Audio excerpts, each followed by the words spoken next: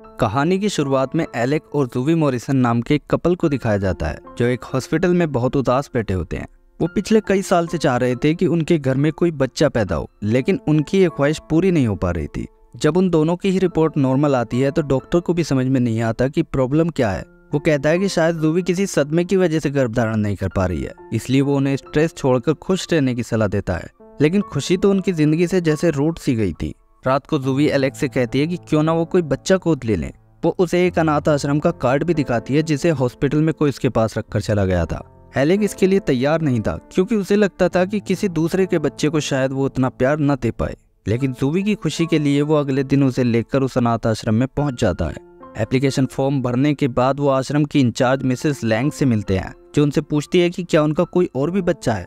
ये सवाल सुनकर वो दोनों इमोशनल हो जाते हैं। फिर जूवी बताती है कि एक एक्सीडेंट के बाद से वो गर्भधारण नहीं कर पा रही है।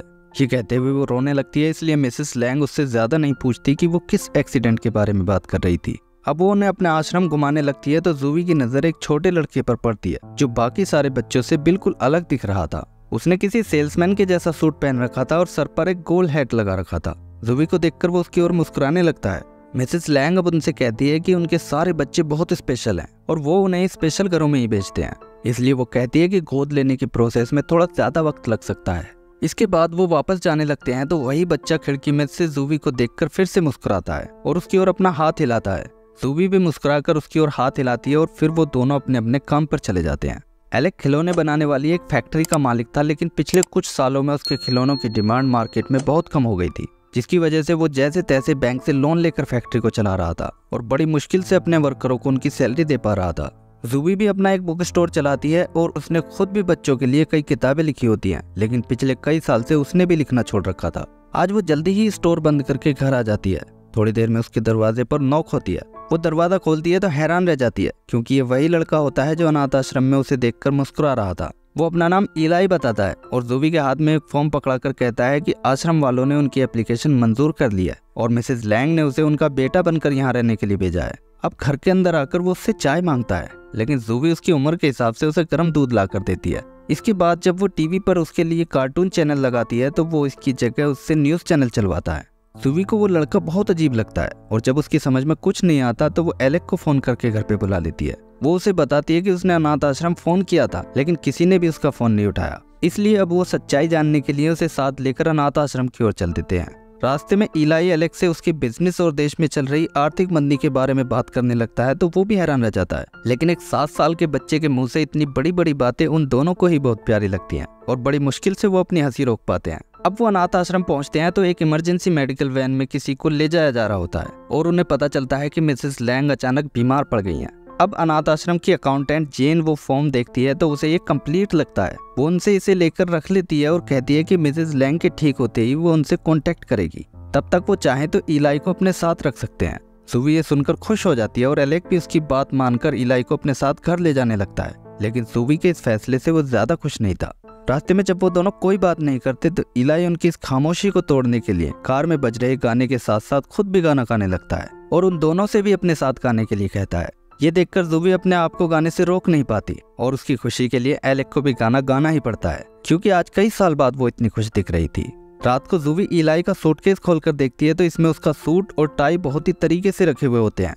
तभी वो बाथरूम से बाहर आकर उसे समझाने लगता है कि कौन सा टूथपेस्ट ज्यादा अच्छा रहता है। जूवी को उसके मुंह से इतनी समझदारी भरी बातें सुनकर बहुत हंसी आती है और वो हंसते हुए एलेक को ये बताने लगती है, लेकिन जब वो सोने का बहाना बनाता है तो वो समझ जाती है कि एलेक इलाई को अपने बेटे के रूप में एक्सेप्ट नहीं कर पा रहा है और फिर वो भी उदास होकर बाहर बैठ जाती है। जब इलाई उसे इतनी गहरी उदासी में देखता है तो वो किताबों की अलमारी में से एक मोटी सी किताब निकाल कर लाता है और उससे इसे पढ़कर सुनाने के लिए कहता है। जूवी इस किताब को तो नहीं, लेकिन उसे बच्चों की कहानियों वाली एक किताब पढ़कर सुनाने लगती है। किताब सुनते हुए वो उससे आज रात अपने पास सोने के लिए कहता है तो वो फर्श पर उसके साथ ही सो जाती है।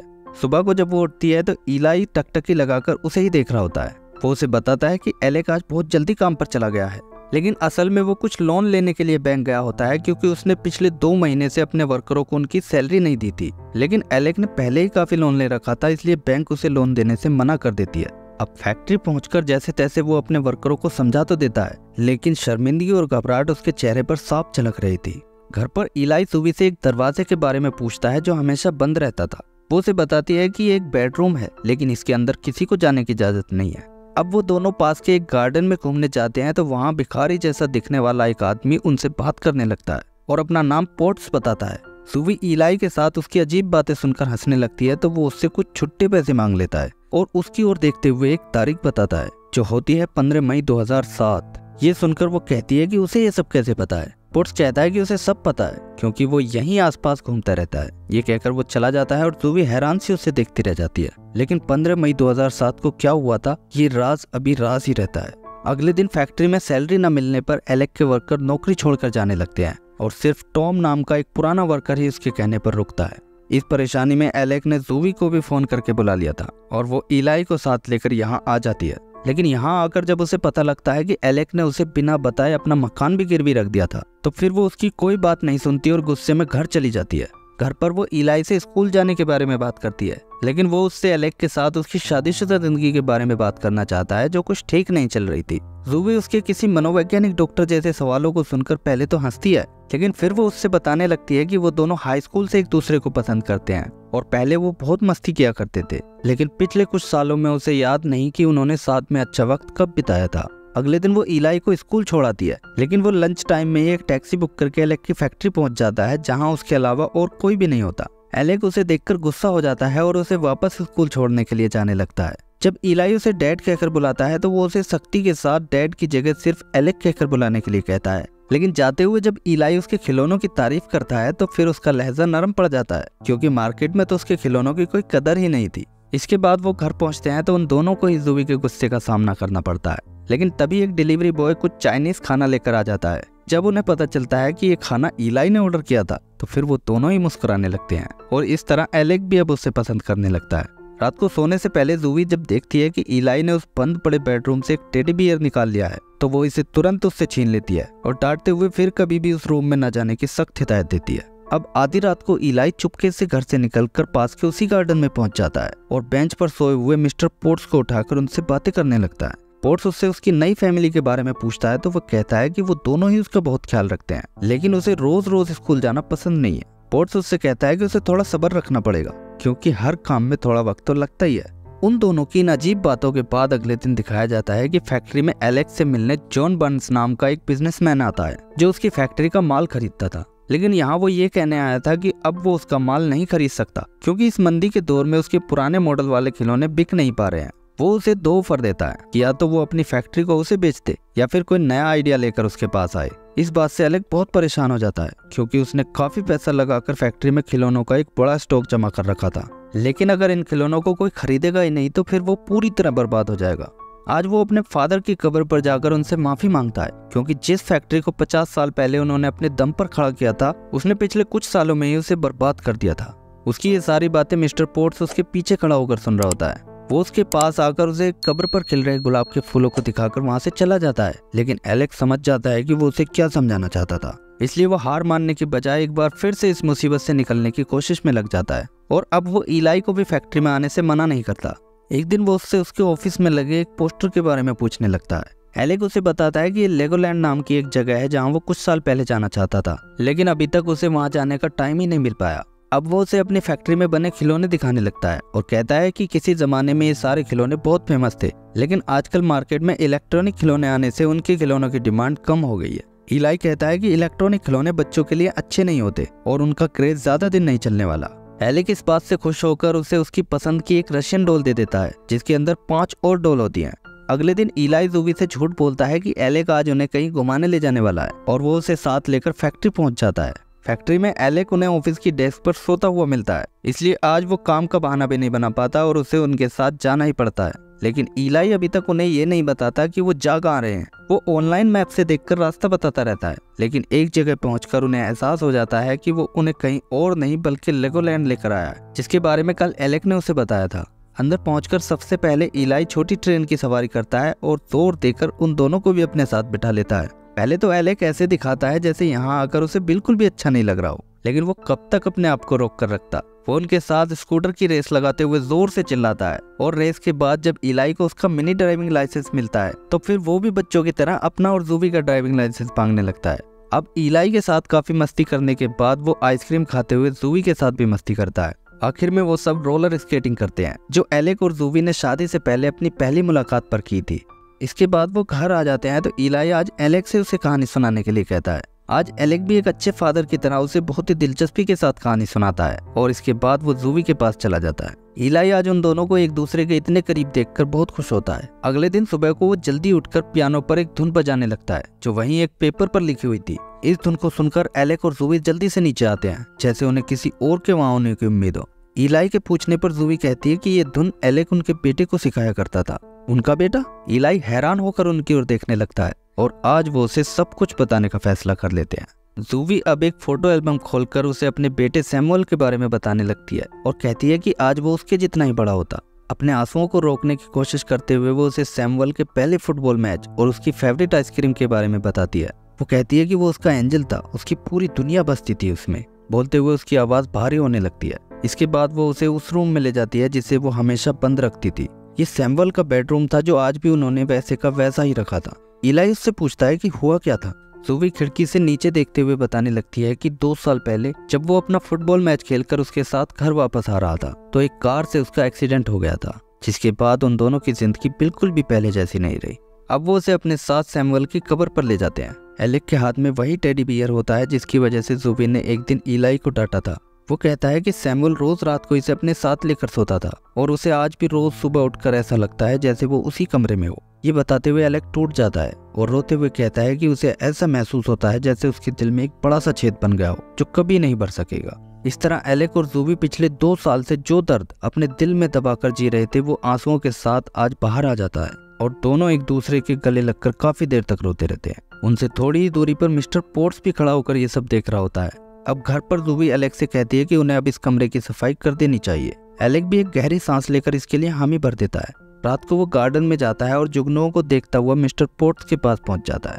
एलेक उसे पहचान लेता है और आज वो उससे अच्छी तरह मिलकर बातें करने लगता है। मिस्टर पोर्ट्स आज उससे पूछता है कि क्या वो ईश्वर में विश्वास करता है। एलेक कहता है कि वो उसमें कैसे विश्वास रख सकता है जो जिंदगियों को बर्बाद करता है। पोर्ट्स कहता है कि शायद ये कोई इम्तिहान हो। फिर वो कुछ सोचकर कहता है कि इंसानों की सबसे बड़ी प्रॉब्लम यही है कि वो हमेशा अतीत में जीते हैं और भविष्य की चिंता करते रहते हैं। वो कहता है कि यादों की भी जिंदगी में अपनी जगह होनी चाहिए, लेकिन खुश रहने के लिए अपने वर्तमान से जुड़कर उसी में जिंदगी जीना बहुत जरूरी है। मिस्टर पोर्ट्स की इन बातों का एलेक के ऊपर गहरा असर होता है और अगले दिन नाश्ते की टेबल पर भी वो उसका ही जिक्र करने लगता है। इलाई अपनी रशियन डॉल को खोलते और बंद करते हुए कहता है कि मिस्टर पोर्ट्स एक मिस्ट्री बॉक्स की तरह है जिसके अंदर क्या है किसी को कुछ नहीं पता। अचानक उसकी ये बात सुनकर एलेक की आंखें चमक जाती हैं और वो कहता है कि उसके दिमाग में एक नया आइडिया है। अब वो तुरंत इलाई के साथ फैक्ट्री पहुंचकर एक नया डिजाइन तैयार करने में लग जाता है। डिजाइन बनाकर हर बार वो इलाई को दिखाता है, लेकिन वो उसके कई डिजाइन फेल कर देता है। फिर भी एलेक लगातार कोशिश करता रहता है और आखिर में एक डिजाइन इलाई को पसंद आ जाता है। इसके बाद एलेक उस डिजाइन से एक लकड़ी का बॉक्स तैयार करता है और वो इसमें अपनी फैक्ट्री के 5 अलग अलग तरह के खिलौने पैक कर देता है। अब एलेक जॉन बर्न समेत खिलौना इंडस्ट्री के कुछ बिजनेसमैन लोगों को फोन करके कहता है कि वो उन्हें अपना एक नया प्रोडक्ट दिखाना चाहता है। अब वक्त आता है प्रेजेंटेशन का, जिसमें उसका सबसे पुराना वर्कर टॉम भी उसका साथ देने के लिए आ जाता है। लेकिन एलेक अपनी जगह इलाई को प्रेजेंटेशन के लिए अंदर भेजता है और खुद बाहर खड़ा होकर ये सब देखने लगता है। अब एक 7 साल के बच्चे को देखकर सारे बिजनेसमैन हंसने लगते हैं और उन्हें ये कोई मजाक लगता है। लेकिन इलाई पूरे कॉन्फिडेंस के साथ उन्हें बताता है कि वो एलेक के रिप्रेजेंटेटिव के तौर पर यहाँ प्रेजेंटेशन देने आया है। ये कहकर वो उस बॉक्स के ऊपर से पर्दा हटा देता है जिसके ऊपर एक क्वेश्चन मार्क के निशान के साथ मिस्ट्री बॉक्स लिखा होता है। उनमें से सबसे पहले जॉन बर्नस से पूछता है कि इसके अंदर कौन से खिलौने हैं। इलाई कहता है कि अगर उसने ये बता दिया तो फिर इसे मिस्ट्री बॉक्स कौन कहेगा। जॉन को कुछ समझ में नहीं आता, लेकिन एक दूसरा बिजनेसमैन इलाई का पॉइंट समझ जाता है और कहता है कि लोग इसके अंदर के खिलौनों को जाने बिना ही इसे खरीदेंगे क्योंकि मिस्ट्री सबको पसंद है। वो कहता है कि आधे से ज्यादा एक्साइटमेंट और खुशी तो उन्हें इसे खरीदने और खोलने में ही मिल जाएगी। उसकी ये बात सुनकर एक जापानी बिजनेसमैन वहीं पर 20,000 बॉक्स का ऑर्डर दे देता है और फिर एक एक कर सभी अपना अपना ऑर्डर देने लगते हैं। तभी एलेक भी अंदर आ जाता है, जिसे देखकर सभी उसके इस अनोखे काम के लिए उसकी तारीफ करते हैं। एलेक आज बहुत खुश होता है और इस खुशी के मौके को वो अपनी फैमिली के साथ खूब एंजॉय करता है। रात को इलाई के साथ बॉल से खेलते हुए वो उससे कहता है कि अगर वो चाहे तो उसे डैड कहकर बुला सकता है। उसकी ये बात सुनकर इलाई और जूवी दोनों खुश हो जाते हैं। आज आधी रात को फिर से इलाई गार्डन में जाकर मिस्टर पोर्ट्स से मिलता है। पोर्ट्स एलेक की कामयाबी की खबर सुनकर बहुत खुश होता है और फिर वो उसके कान में कुछ कहता है। अगले दिन इलाई के साथ एलेक और जूवी गार्डन में आते हैं और मिस्टर पोर्ट्स को क्रिसमस पर अपने घर आने के लिए इनवाइट करते हैं। अब क्रिसमस पर दिखाया जाता है कि मिस्ट्री बॉक्स को मार्केट में जबरदस्त कामयाबी मिल जाती है और बच्चों में इसकी दीवानगी सर चढ़कर बोलने लगती है। मार्केट की इस हाई डिमांड को पूरा करने में एलेक को कोई भी परेशानी नहीं होती, क्योंकि उसे फैक्ट्री में सिर्फ बॉक्स बनवाने पड़ते हैं और खिलौनों का स्टॉक तो उसके पास पहले से ही काफी पड़ा हुआ था। रात को मिस्टर पोर्ट्स उनके घर आता है और एलेक के कहने पर आज वो क्लीन शेव करके नहाकर बाथरूम से बाहर निकलता है। अब वो सब साथ में डिनर करते हैं और एक गेम खेलकर काफी मस्ती करते हैं। मिस्टर पोर्ट्स उन्हें इस तरह हंसता खेलता देखकर बहुत खुश होता है। जब वो जाने लगता है तो जूवी उसके हाथ में कुछ पैसे थमा देती है। पोर्ट्स पैसे लेने से मना करता है, लेकिन वो कहती है कि सड़कों पर जिंदगी गुजारने से पहले वो भी तो किसी का प्यारा बेटा रहा होगा और उसकी जगह उसका अपना बेटा भी तो हो सकता था। पोर्ट्स के जाने के बाद वो इलाई को उसके कमरे में सुलाने जाती है। आज वो उससे पूछता है कि क्या वो एंजल्स में विश्वास करती है। जूवी इस बात का कोई खास जवाब नहीं देती, क्योंकि इस वक्त उसके दिमाग में कुछ और ही चल रहा था। वो एलेक के पास जाकर उसे एक गिफ्ट देती है। एलेक इसे खोलकर देखता है तो ये कुछ और नहीं बल्कि उसका प्रेगनेंसी टेस्ट होता है, जिसकी उन्होंने उम्मीद ही छोड़ दी थी। मतलब वो मां बनने वाली थी। इस खबर से एलेक की खुशी का ठिकाना नहीं रहता और वो जूवी को अपने सीने से लगा लेता है। वो ये खबर इलाई को सुनाना चाहता है, लेकिन जूवी कहती है कि वो सो गया होगा। लेकिन उन्हें इस बात की बिल्कुल भी खबर नहीं थी कि वो ऊपर बैठकर काफी वक्त से उन्हें देख रहा था। अगले दिन सुबह होते ही एलेक की गुड न्यूज सुनाने के लिए ऊपर उसके कमरे में जाता है, लेकिन वो वहां नहीं होता, बल्कि बेड पर उन दोनों के नाम एक लेटर पड़ा होता है। नीचे फोन पर अनाथ आश्रम की अकाउंटेंट जेन की कॉल आती है, जो जूवी को बताती है कि मिसेस लैंग ठीक होकर अस्पताल से वापस आ गई हैं। फिर वो बताती है कि उसने उनका वो फॉर्म मिसेस लैंग को दिखाया था, लेकिन इलाई नाम का कोई भी बच्चा उनके आश्रम में कभी था ही नहीं और अब उस फॉर्म के ऊपर उस बच्चे की फोटो भी नहीं है।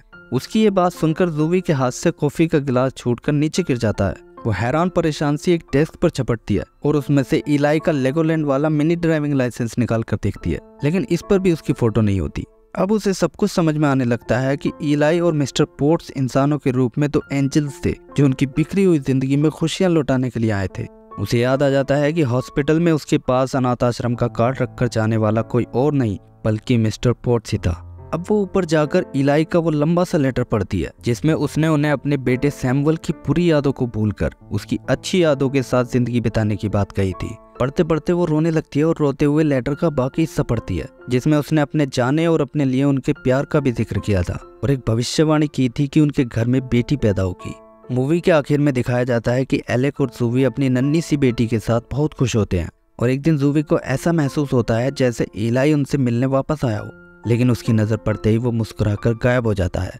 इसी के साथ ये मूवी एंड हो जाती है।